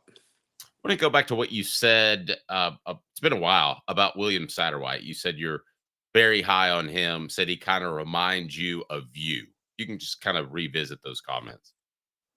Yeah, I was just saying he's an athletic guy that's a little bit undersized compared to most O linemen, which is natural for a center. Like he's not small, but kind of on the smaller side of O linemen and kind of aggressive and athleticism to make up for it. So he's a great player in the future that I think will step up and I think he's got a good trajectory where he's at right now, where I left him. When you were just about to be a starter, and take me back to that time. So you played a ton of positions early as they tried to find the right place for you. But when you felt like you were going to be a starter at center, what was more daunting, the physical aspect of it or the mental aspect of it, since you have to handle so many line calls? It's definitely like double. Like you're unsure about both, or at least I was. I think Sat will have a better little go of it than I did at first because he's been able to, dial in on the calls a little bit more than I was. I was just a freshman, like that was like, we had just come out of COVID and missed all of our spring development. So like I was hurt for the first bit when I got here. So I was kind of not where I wanted to be physically and mentally, probably, because of all the circumstances surrounding that preseason. But Cade did help me because Cade started right beside me and he told me that he would take all the calls and I just had to worry about playing hard. But we were playing Florida and they were like top 5 in the country at this time. And they had Kyle Trask and, is that his name? Was that the guy that was really good? Yes. Yeah. So they had him and, so we were scared, or I was kind of scared about how I would fare out there. You know what I'm saying? Like I felt like it was going to feel like the NFL out there, but I ended up getting in there and playing against some guys that were, 5th-year seniors and stuff. And I did well and held my own and got a few finishes. So I felt good about myself after it. I want to ask you about 2 guys that I think will make a big step. And one is Lance Hurd, who was injured at the beginning of the last season, but I thought played really well in the second half of the season. What do you make of his upside? I would say he's I don't want to compare him to Darnell because that's so lofty. And, Darnell's so gifted in just so many areas. He just has everything. But Lance is kind of more on that trajectory. I don't know if he'll be as good as Darnell, but he's really, really talented and, a big dude that's super athletic and twitchy. Like he could be really, really, really good. And I think he is good personally. I mean, a lot of people wanted to hate on him last year, but I always defended him. I thought he was, better than people gave him credit for, and he was playing through injury. So, yeah, I don't know. I think he could be a really great player for us this year, and I think he should be. I haven't been around here for spring, so I can't comment how I've seen him do or anything. But he should be a great player for us this year. And then Tennessee's coaches have challenged Nico publicly about being a more vocal leader, which I think that'll happen. I think it's natural from going first-year starter to second-year starter. But how important is that your quarterback can grab somebody by the face mask, so to speak, and get people's attention? Maybe not literally grab them by the face mask, but right. No, I know what you're saying. Obviously, I don't know. I mean, I don't know. I mean, personally for me, I don't need a quarterback to, get in my face and tell me what to do. I don't really feel like that's needed. But I mean, definitely being able to, maybe not being the guy that does it all the time. It's just being able to, you know what I'm saying? Just when stuff does get bad enough, you can step into that role. I don't know. I mean, I haven't been around, so I don't know how. I can't really comment on anything like that. But I would say it's the ability is important. Maybe not as a consistent behavior. Because I mean, the best quarterbacks I've played with never were, you know, getting on people's butt, so to speak. You know, like they call you up and be like, "Hey, this is not up to our standard. Like we're about to fix this right here. Like this is not how we're about to let today go." And you know, this is where this all the BS ends right here. Like let's lock in, and everybody would lock in, but nobody was like, you don't really respect somebody pulling up and trying to mother F you as a quarterback, me personally, just because, I don't know. Quarterback doesn't really talk to us like that. Give me a couple of, well, let me ask you this. Does a quarterback need to be a leader for a unit to be at its best on offense? Yeah, I mean, a quarterback's a baseline leader. You know what I'm saying? It's like I don't know. It's kind of like your Mike linebacker on the defense. You know, like they're just the automatic. You're an automatic leader. You know, especially quarterback too. They're like the face of the program. So you got to be a leader, and you gotta carry yourself as such and act as such for sure. How would you describe Hendon Hooker's leadership style? What I just said like 2 minutes ago about how, the difference of how you say things probably. I mean, he was super chill. I mean, but he had no problem. He was more of a guy that had the ability. Like everybody knew that we couldn't go out there and have a BS practice. Like it was gonna get restarted automatically. But yeah, probably more on the chill side. He's not gonna get on your butt really. But if it gets bad enough, he definitely will. For Cooper Mays, I'm Dave Hooker. Nice of you to join us, Coop. I'm still rooting that you'll be a Dallas Cowboy. Do they run the wide splits? They run a little bit of everything, but yeah, for sure. Okay, that's what I'm rooting for. So that way I'll get to go see games and cover you and write about how you've been winning the Bob Lilly Award as the best overall Dallas Cowboy. Jason Witten won that award like 8 times, so I think you can win it 9. That's lofty. That's lofty expectations. It's lofty. I mean, you've got a smokehouse to run, so you might not want to play in the league that long. I always will go back to my roots as a pit boss. That's for sure. How many calls did you get about the smokehouse thing?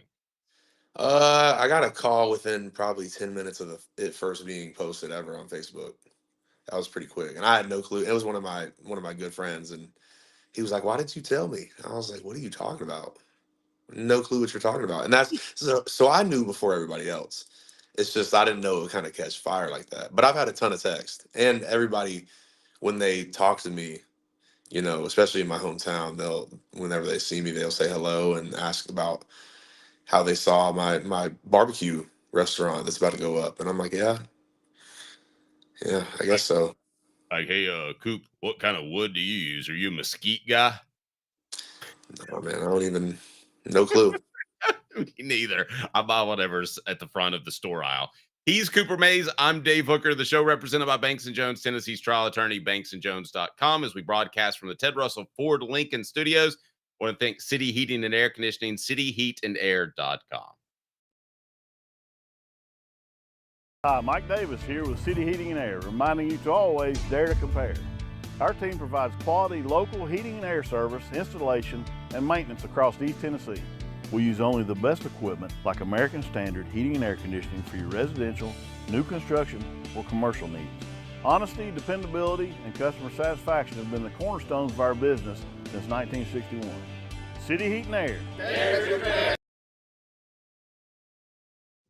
Like the name, but serious or something. The Dave Hooker Show. With Calhoun, represented by T. Scott Jones. BanksandJones.com. Tennessee's trial attorney.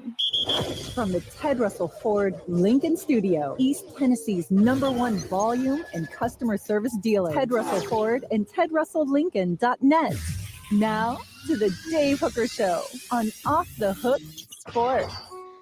Comments from the message board. Matt says, we already miss you, Cooper. When you're done playing in the NFL, come on back home and coach them up. I don't think Cooper's going to do that. It seems like Cooper views football as a bit of a business. It's something he's good at, something he can push. I don't think that's why the smokehouse thing didn't blow me away. And it's not true. And I thought it was absurd when I saw it, but it didn't blow me away.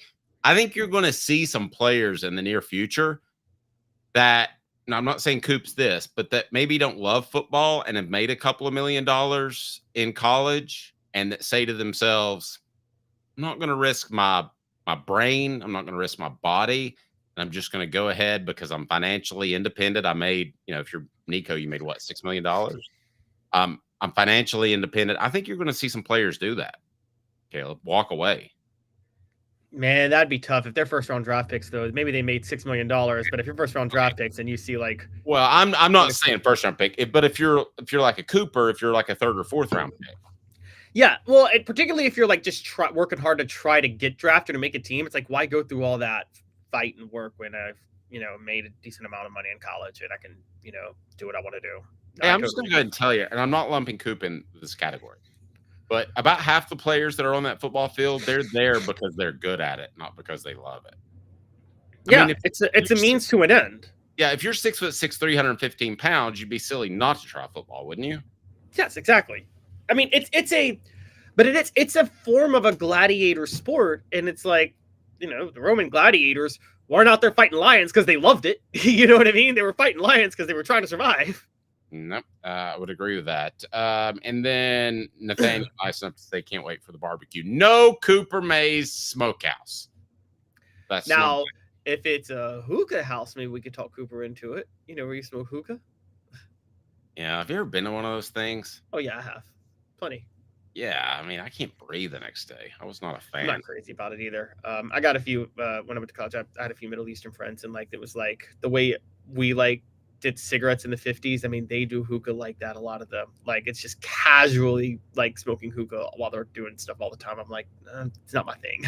Yep. The show brought to you in part by Rick Terry Jewelry Design. They want to be your jeweler looking for affordable game day jewelry, a Tennessee tradition. RickTerryJewelry.com. RickTerryJewelry.com. The show represented by Banks and Jones, Tennessee's trial attorney, BanksandJones.com, as we broadcast live from the Ted Russell Ford Lincoln Studios.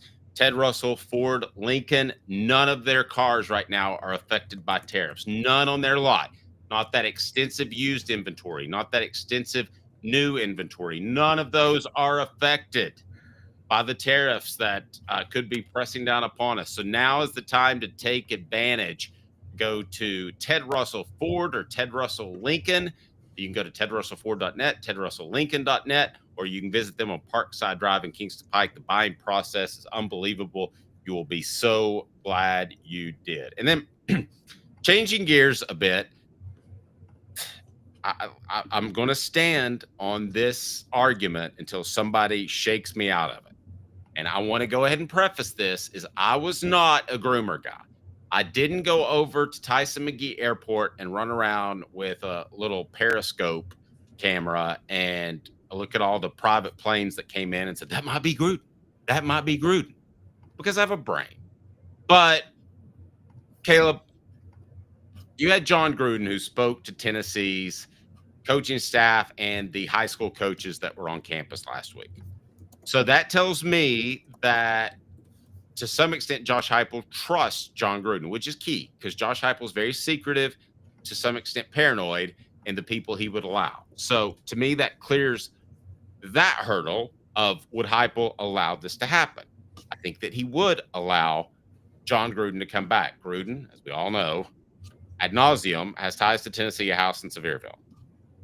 I would hire him to be Tennessee's next GM, and it wouldn't be even close. Am I crazy? What the H? Wow, I've never worked hard on anything.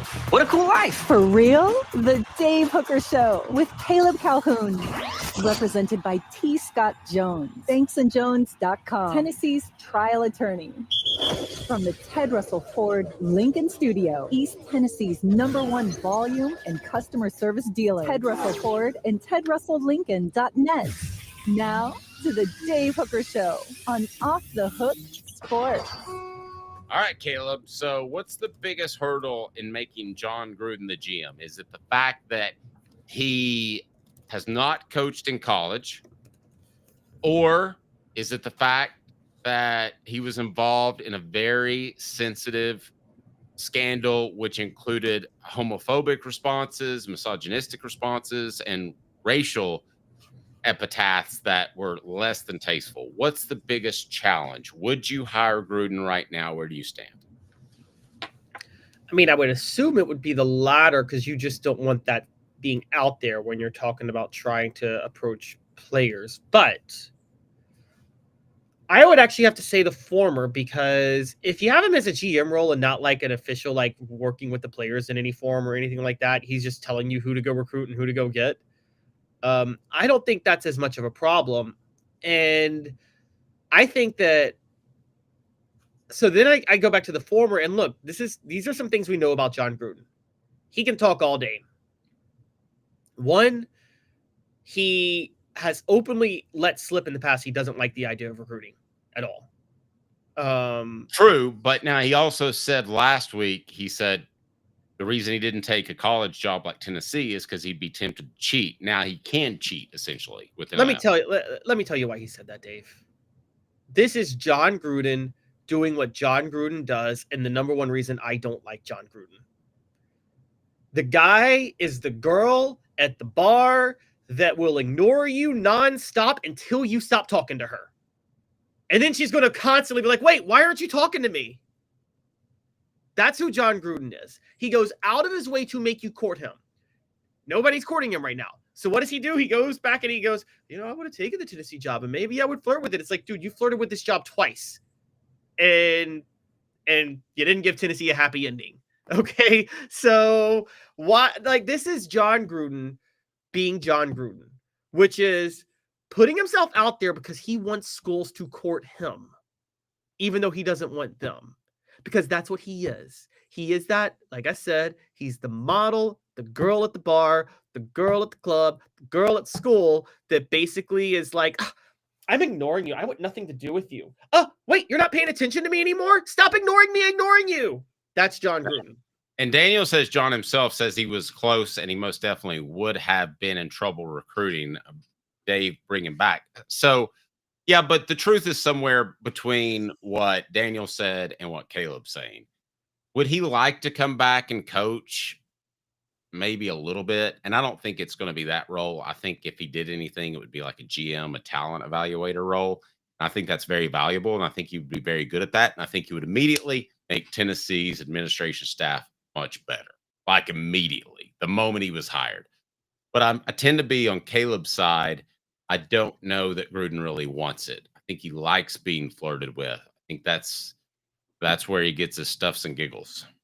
Yes, exactly. So if he got it, like, you guys think John Gruden would want to be the guy to scout and evaluate every single player in the country that Tennessee's targeting and divvy up how much NIL they can spend and all of that? That's not what he wants to do. He didn't like doing that in the NFL. He liked evaluating quarterbacks. That was as far as he went. He liked evaluating the quarterback and picking the quarterback that his teams wanted. Everybody else evaluated other stuff. Okay, so Dave, you know this in college football, but even less so than the NFL. I mean, I think you and I would both agree the NFL is much more geared toward the quarterback than college, right? Yes. College, you can't just evaluate a quarterback and get your guy and then win that way in college. And John Gruden would hate the rest of this. And so, yeah, that's why I wouldn't go for him. And also, John Gruden, think about it. John Gruden likes to be courted. What is recruiting? It's courting. You think John Gruden could court anybody?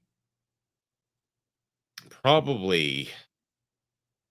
I don't think he would be that guy. I think he would look at, we've got Bob Smith and Randy Myers. I think you got one scholarship to give. I think Bob Smith's a little bit better, said John Gruden. And Josh Heupel says, okay, I was pretty 50-50 on it. You've been a great talent evaluator. I'm rolling with that. I don't think John Gruden would ever want to do that job. No matter what he says, he's a liar who wants to make sure people are courting him. I'm not going to get into all the problematic emails and things he sent and all of that, okay? Just talk John Gruden's personality. Look at what former players have said about him, okay? I mean, a lot of players on that Tampa Bay team that won that Super Bowl, Dave, they don't like him. Like, they genuinely don't like him. Well, no, I mean, but that's also two different style of coaches altogether with Tony Dungy to John Gruden. Dungy. If you like Tony Dungy and you like playing for him, and a lot of those players like Warren Sapp did, then you're not going to like a guy like Gruden that's in your face. But that's exactly what they needed, and he did win a Super Bowl. He did win a Super Bowl. Some people think it was because Bill Callahan was throwing the Super Bowl for the Raiders that year. Come on. But Daniel says we need someone who can evaluate the offensive line. Elias says, Gruden would be absurdly high risk for messing up the entire dynamic. I think he could sit at his barn at home, like you said. Ballsman says, hire Gruden and Pruitt as GM and assistant GM. No, I just hire Pruitt. And then I would find a money guy for Pruitt to help him. I would hire Jeremy Pruitt as GM over John Gruden every single day of the week. Wow. Now, what about the baggage? Because would you hire John Gruden as Vols GM? Yes, great talent evaluator with about 40% of the vote. No, too much baggage, about 40% of the vote. And no, sick of him, about 20% of the vote. So is it the baggage that comes with him? And we're talking about all of the things he said in those terrible emails. Or is it more there's just a Gruden burnout factor?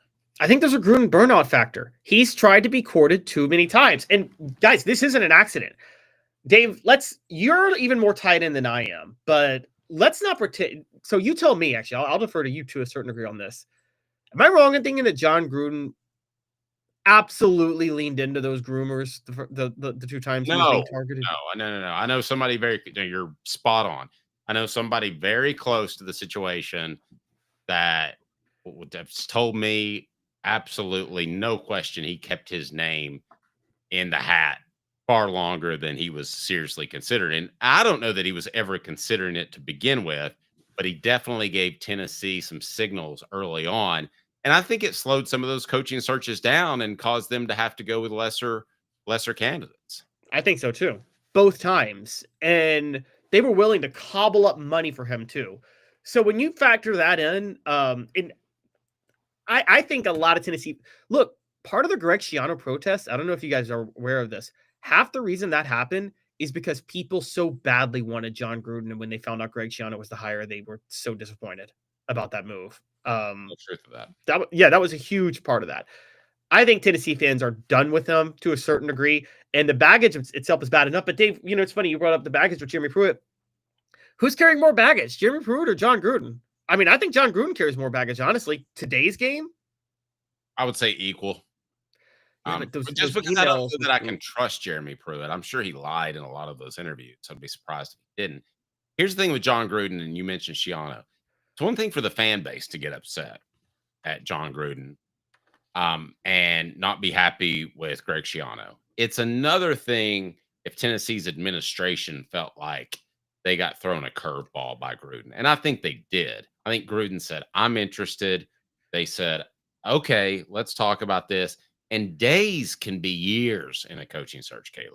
A couple of days. Oh, absolutely. You can lose out on 4 guys. Why do you think Tennessee fired Philip Fulmer during the season? Because Lane Kiffin was going to take the Washington job, or at least feigned interest in it, whatever the case may be, cause Tennessee to move forward. So you might have gone from, who was a good candidate in the Schiano? Dan Mullen. I thought Dan Mullen was still a great candidate. You might have gone because you didn't move. I don't know this to be the case. I'm just saying, if John Gruden's flirting with you, you want to see that to its end. So you might have missed out on Dan Mullen and had to settle for Greg Schiano because you were waiting on Gruden. Well, so if I'm an administrator or a donor, that's not going away. I've got a bigger issue with that than all the racial stuff that he said. And I've got an issue with those things as well. Well, it's funny you say all that. Okay, so basically, the way this all went down was that, and this is exactly how this played out.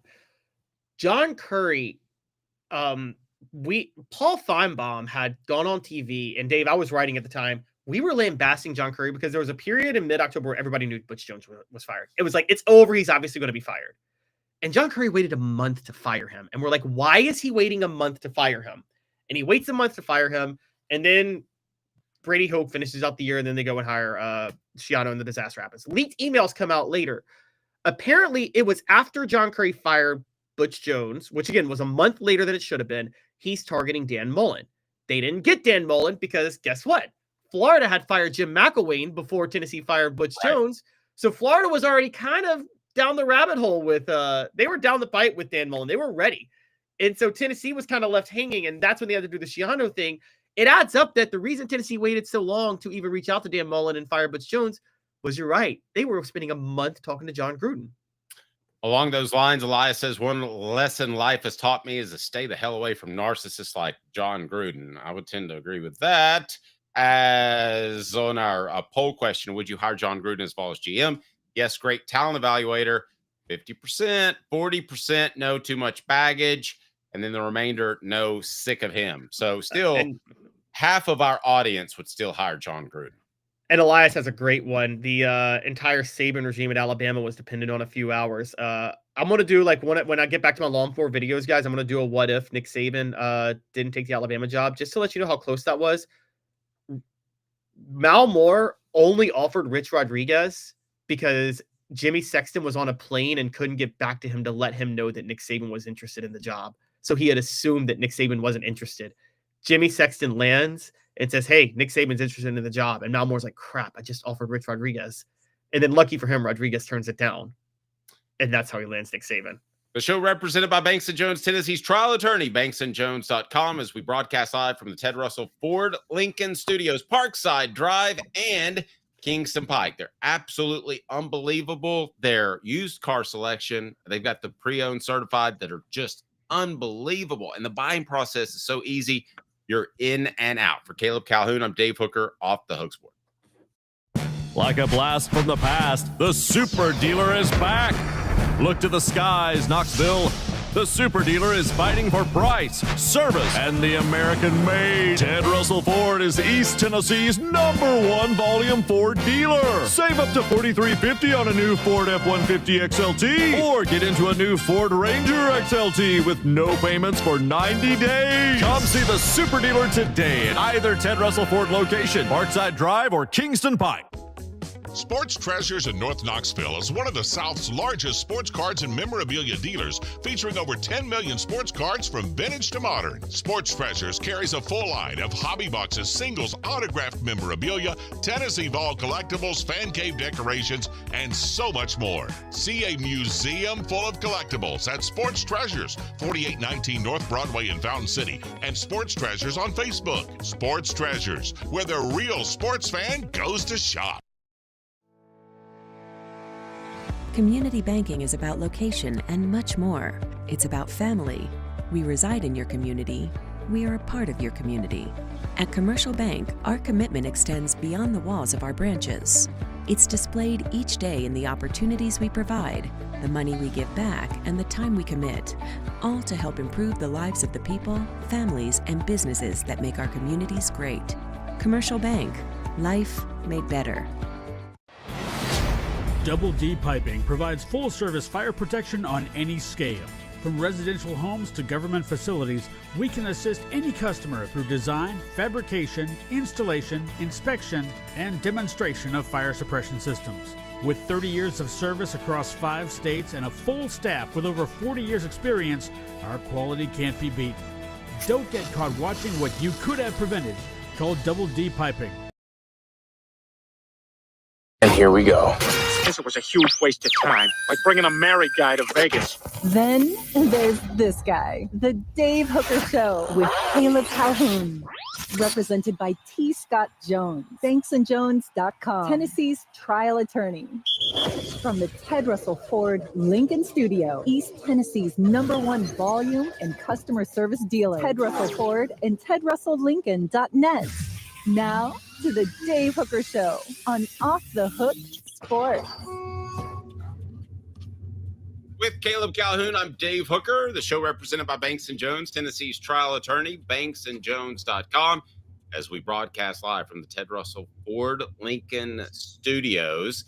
And Caleb, we want to dive into some Tennessee basketball here in just a moment. But first, I want to get your thoughts on the national championship game on Monday night. Tennessee, had they played those two teams in a similar officiated game and a similar effort game, as I thought Houston gave more effort in the first half than Florida did. I didn't think either team played a complete game.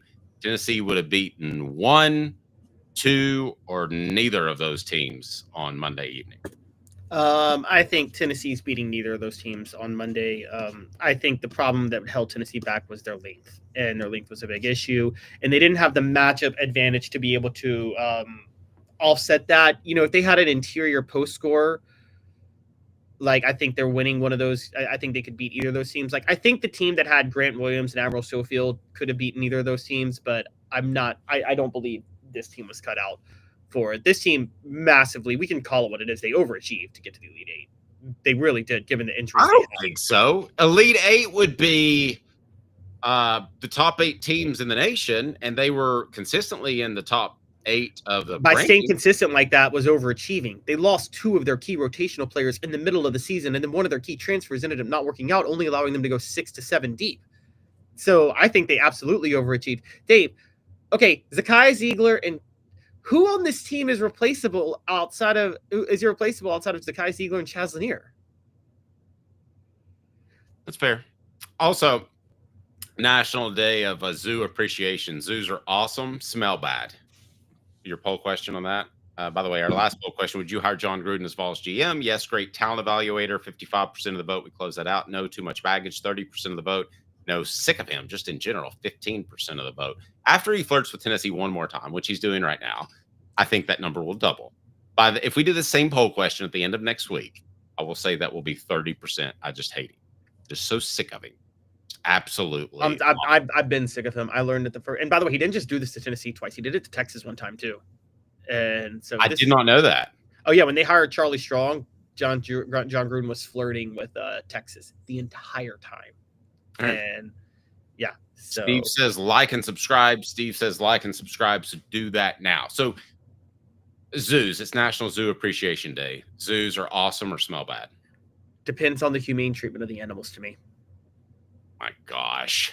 No, if you like keep lions in cages, they smell bad and they're awful, and the people who do that should be in prison. Like, that is massive. Let them run around. They literally have like habitats for the lions to be able to run around, yes, and then they keep a barrier between them and the people. Yeah, you can't, like, caging lions is horrible. Like, you shouldn't do that. No, sorry. You're probably one of those anti-SeaWorld guys. I am anti-SeaWorld with the orcas. Absolutely. Orcas should not be at SeaWorld. That's ridiculous. They're not meant to swim like that. When they splash you, they're a lot of fun. It's torture. It's torture. When they splash you, it's really cool. You get wet. Oh, wow. Because nothing else can splash you. The seals, you might have an argument for. I don't think the seals care, but the orcas, they cover miles and miles of swimming a day, and you got them in this little pool. It's torture. Sorry, not for it.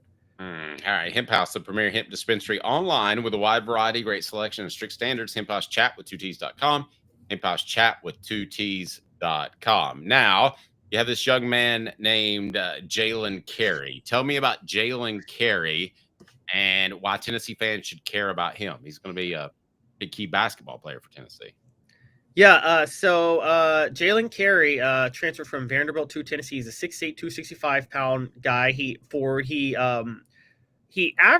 was only 23% from 3 and 56% from the free throw line. We talked about him yesterday, but reportedly, and the reason I think he could be a big weapon, Rick Barnes actually likes his shooting ability and thinks that he can, reportedly, if he can tweak his form a little bit, make him a very reliable shooter. So he becomes efficient from outside, he can become an elite scorer. So apparently, he got a little hate mail from hate tweets from Vanderbilt fans. So much for teasing that forward. Wait, what do you mean? Well, no, I was just going to say he got hate from one SEC school. Who might it be? But that's fine. Go ahead. I didn't know you were teasing it. That's fine. Brought to you by Double D Pipe. Double D Piping provides full-service fire protection on any scale.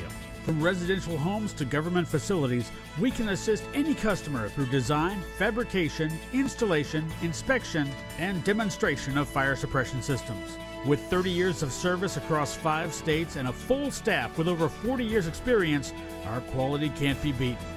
Don't get caught watching what you could have prevented. Call Double D Piping. All right, Caleb. So Vanderbilt throwing some shade at Tennessee's newest basketball player. Yeah, having transferred from Vanderbilt. Well, Carey says he's getting hate from Vanderbilt. He's gotten some disdain from Vanderbilt, and he reportedly told Rocky Top Insider, quote, "I'm a Vol now, man. I don't care about no black and gold. I bleed orange now, man. I don't care what they've got to say."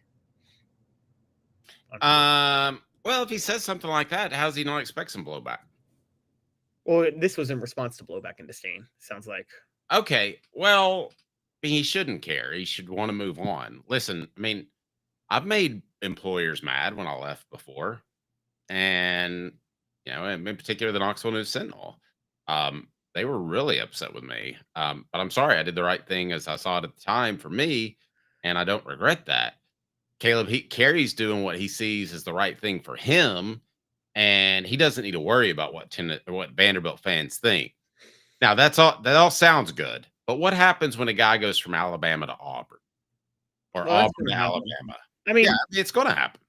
Yeah, that's just kind of the nature of how things work, and I mean, it's we talk about last year. I mean, Tennessee picked up Miles Kitselman. Miles Kitselman came to Tennessee from Alabama. So right, but I don't think Alabama fans had a problem with Miles Kitselman because he wasn't very productive when he left Tuscaloosa.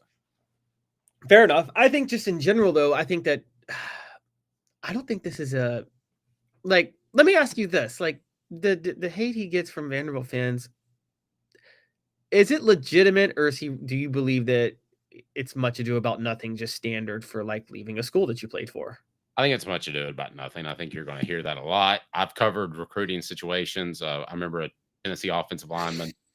First of all, Albert Haynesworth's mom was absolutely ridiculed and harassed for him signing. South Carolina is a bad example of that, or a good example of that in a bad way. And there was another Tennessee offensive lineman. He asked me not to share this, and it's been 15 years ago, so I'm not going to do it. But his mom lost her government job when he decided to sign with Tennessee. The day after signing day, she was out. And so that to me is a lot more serious than fans going crazy on social media, that some of these fans have nothing better to do. I agree. I think this is much ado about nothing. Fans going crazy on social media is just a thing. It's funny. The two you talk about, I mean, he wasn't struggling or poor or anything like that, but the story of when Peyton Manning committed to Tennessee. I'm sure you've heard about the treatment Archie got from people in Ole Miss after that. There was a gas station basically that Archie would stop at, who knew the owner and would make the drive from New Orleans to Oxford every day to get gas. And basically that gas station guy told him after Peyton Manning committed to Tennessee, I don't want you back I don't want you coming by here anymore. And it was just insane stuff like that. Yeah, Vanderbilt losing a kid to Tennessee. I think this is much of ado about nothing. You're going to get some hate. You'll probably get booed when you touch the ball next year at Memorial Gym. So what? That's just something that's par for the course when you transfer. But look, also then there's I call it the Michael Jordan effect. Maybe he needs to see this to fuel him. Sometimes people need to create that motivation for themselves. Well, I mean, let's look at Cade Mays. Cade Mays went from Georgia to Tennessee. Those are rivals. Yep. I think Georgia felt like they lost a good player, maybe not an elite player. So they weren't as upset about it. But at the end of the day, even if Cade was ridiculed by every Georgia fan in the history of the world, he got to play with his brother, got to play with Trey Smith. They're very close friends. Would he change that at all? No, he got to play for a competent coach instead of a doofus. Well, that's arguable. But he didn't play for the doofus that was Butch Jones. Well, that's the thing. I thought Tennessee fans were way more unfair to him for committing to Georgia than Georgia fans were to him for transferring to Tennessee. I understand the upset behind Georgia fans. Tennessee fans getting upset with him for committing to Georgia when he is a 5-star offensive lineman and gets to choose to play for the program Kirby Smart is building, or the 4-8 program that Butch Jones has built over 5 years. You have to go to Georgia at that moment. What's the most insightful or incendiary transfer you can even imagine? Because I've got one. Let's say, well, I'm just theoretically, I'm going to turn it to basketball. And let's say theoretically, a guy like Cooper Flagg feels like he was forced back onto the court and he's got an ankle injury like he had, and he's forced back onto the court. And he's like, oh, well, I'm not going to go to the NBA. Obviously, this is very hypothetical. I'm not going to go to the NBA because I want to be 100% on the ankle. If he were to ever go to Duke, to North Carolina, in other words, a basketball player I could see in this situation, it's just not bitter rivals. I could certainly see basketball having a huge monstrous reaction because most people only know the faces of 2 or 3 football players on their team. Yeah, I think basketball and then your quarterback and your 2 or 3 biggest stars on your football team. So let's take basketball, Duke to North Carolina, incendiary all day. If you're basketball, if you have a starter in basketball that goes from Duke to UNC or UNC to Duke, it is bad. Football, I mean, you got a quarterback go from Michigan to Ohio State. Could you imagine like a quarterback plays for Michigan, beats Ohio State, and then the next year goes to Ohio State and beats Michigan? Let me ask you this. I'm going to make you Nico for a second. Will you be Nico for me? Yep. Okay, you're making $2 million from the University of Tennessee, right? Mm-hmm. Here. They have dedicated basically their offense to you. I mean, you would really have to stink it up in preseason camp not to be the starter, right? Correct. I mean, that's almost impossible. Okay, so, but you come into preseason camp and Georgia calls and said, you're making $2 million. I'm going to pay you $10 million a year. And Southern Cal calls, where he's from, say, I'm going to pay you $10 million instead of $2 million a year. Would the fact that Georgia is a rival be a factor in your decision, Caleb? No, I don't think you I would in that. You got to be thick-skinned. You got to be thick-skinned. You got to take it. I mean, like if you can't handle the tough decisions, man, you can't be playing sports. I mean, but by the way, I mean this stuff has happened in professional sports all the time. I mean, Johnny Damon signing with the Yankees after playing with the Red Sox, and Wade Boggs. Yeah, Wade Boggs. That's true. That's a good one. So it's like Roger Clemens, Red Sox to Yankees. You're right. Doing steroids once the Yankees signed him because the Yankees roided up their way to 4 World Series in the 90s. But sorry, Dave, they did. They roided their way up. Roger Clemens wasn't on roids, but he was. But so was Andy Pettit. The heart and soul, whose name will not be spoken in the same segment with steroids. But one of the most overrated players of all time. But Peter, he did not take any steroids. I hope he didn't. He wasn't good enough if he did. He just took a lot of penicillin. Because all the ladies get it. All right. The show represented by Banks and Jones, Tennessee's trial attorney, banksandjones.com. You know he did, right? You know that, right? Oh, I know he would with a lot. Yes, he literally was like, it was the perfect time because like Derek Jeter was in New York at a time where it was becoming more cosmopolitan, the whole Sex in the City scene and all that. And he like was such a perfect fit for that because he was such a playboy in the city, like the Joe DiMaggio type, except Joe DiMaggio was actually a power hitter and Derek Jeter was not. He brought something home from dates and he gave something away in dates. That's what Derek Jeter did. As much as I love him, he is Mr. Penicillin. That's why he should represent the pharmaceutical companies. Or I don't know, some other sort of company. Like rhymes with ragdom. The show represented by Banks and Jones, Tennessee's trial attorney, banksandjones.com. For Caleb Calhoun, I'm Dave Hookers. We broadcast from the Ted Russell Ford Lincoln Studios. Jimmy Himes on a Wednesday will join us. We love that. Click that like and thumbs up button. Elias says 380 STD on the stat line. I think he's more likely than 380 to have something. All right. Have a fantastic day, everyone.